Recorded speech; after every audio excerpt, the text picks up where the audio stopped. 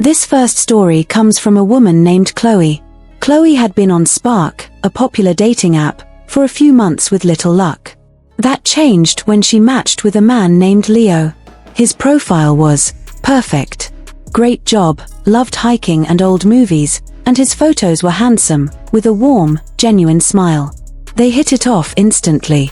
Their conversations were easy, funny. After a week of constant texting, Leo asked to meet up. He suggested a small, quiet Italian restaurant in a part of town Chloe wasn't familiar with.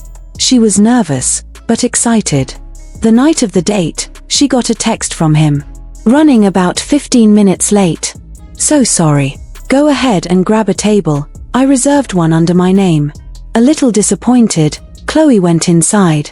The hostess led her to a cozy booth in the back. The restaurant was dimly lit, almost too dark. She sat facing the door, waiting. 10 minutes passed. Then 20. She pulled out her phone to text him, but had no service. Annoyed, she decided to use the restaurant's bathroom, thinking maybe there was a signal in there. The hallway to the restrooms was long and narrow, lined with old black and white photos of the city. As she walked, her eyes scanned the pictures absently, and then she stopped. Her blood went cold. One of the photos, it was of this very restaurant, from maybe the 1950s. And standing in front of it, in a group of people, was a young man. A young man who looked exactly like Leo. The same hair, the same jawline, the same unmistakable smile. A coincidence, she told herself. An old relative, maybe. Her heart was hammering in her chest. She hurried into the bathroom, her hands trembling. Finally, one bar of service. A text message popped up. It was from Leo. I see you. You're even more beautiful in person. Chloe froze. She wasn't in the dining room anymore. How could he see her? She typed back, her fingers fumbling. Where are you? I don't see you. The response was immediate. Look at the photo. The one you just stopped at. Her breath caught in her throat. She slowly crept back into the hallway, her legs feeling like jelly. She approached the black and white photo. And there, in the glass covering the picture, she could see the faint reflection of a man sitting in her booth, staring at his phone. He had been sitting behind her the entire time. He wasn't late. He was already there, watching her wait. She didn't dare turn around. She just ran. She burst out of the restaurant and into the street, not looking back. When she got home, she immediately blocked Leo on the app. But that night, a new notification popped up on her phone. A message request on a social media site from a blank profile. It contained a single, grainy photo. It was a picture of her, taken from inside the restaurant, walking down that dark hallway. The message read, "You left before the main course. Next time, you won't." Chloe moved apartments the following week. She never found out who Leo really was. To this day, she wonders if he was the man in the reflection, or the man in the century-old photograph. Our second story is about a man named Mark. Mark was a tech guy, a little skeptical of dating apps, but his friends convinced him to try one called Kismet. He matched with a woman named Sarah. She was witty, sharp, and her profile pictures showed a woman with kind eyes and an adventurous spirit. The only odd thing was that all her photos were slightly dated. The quality was a bit grainy, the fashion a few years out of style. Mark just assumed she wasn't vain about taking selfies. They decided to have a video call before meeting. The night of the call, Mark logged on. Sarah's video was choppy, lagging. Her voice came through in broken clips, the audio slightly distorted. Sarah, can you see me? The connection is bad. Mark nodded, leaning closer to his screen. Yeah, I can see you. You're freezing up a bit though.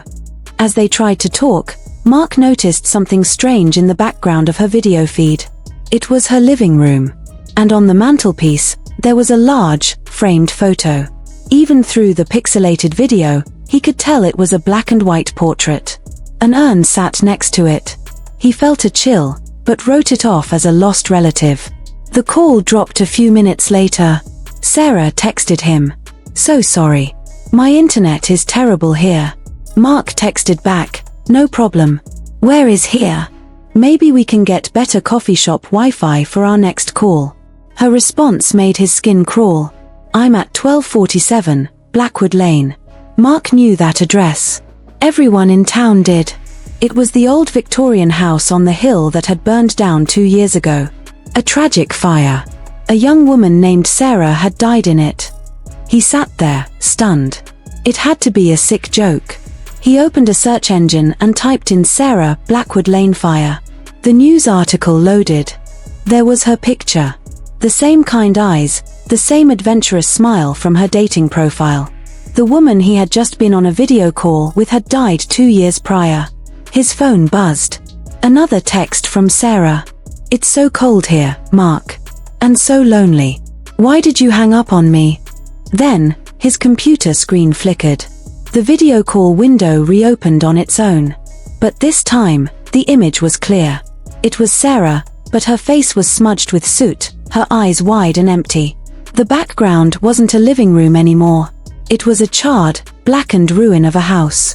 She was staring right into her webcam, and in a clear, whispery voice that came straight from his speakers, she said, "Sarah, I'm ready for our second date." The final story is about a college student named Jasmine. She matched with a guy named Ben. He was charming, a little intense, but in a way that felt flattering at first. He loved that she was a photography major and was always asking to see her work.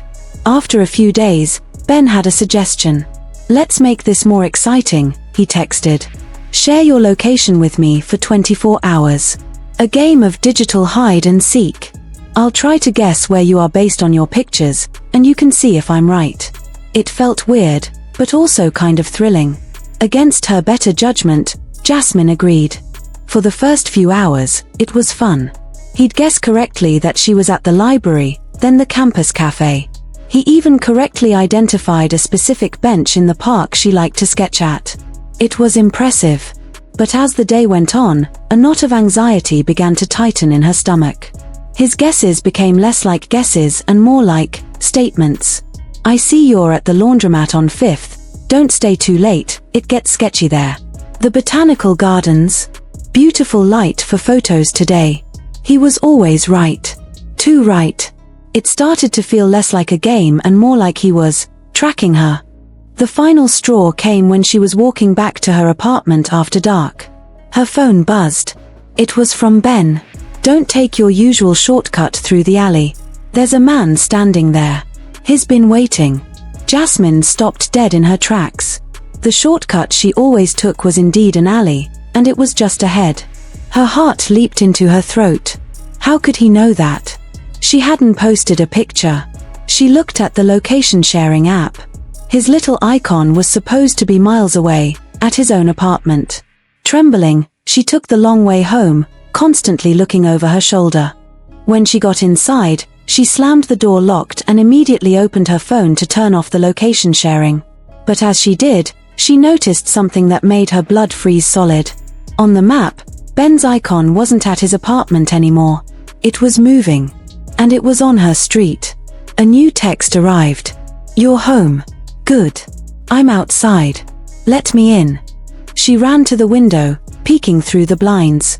Parked across the street was a dark car she didn't recognize. The engine was off, but she could see the glow of a phone screen illuminating a face inside. He was here. He had been following her the entire day. The game was just him messing with her, letting her know that he always knew exactly where she was. She called the police. By the time they arrived, the car was gone. They couldn't do much. But as one officer was leaving, he handed her a small, black device he'd found magnetically stuck to the underside of her mailbox.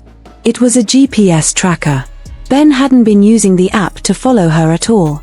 He had been using the app to make her think he was using the app, while the real tracker did its work. The ultimate gaslight. The police took the tracker, but Jasmine knows it's not over. Because a few days ago, she got a new match on a different app. His name was different, but his first message was chillingly familiar. "I love photography.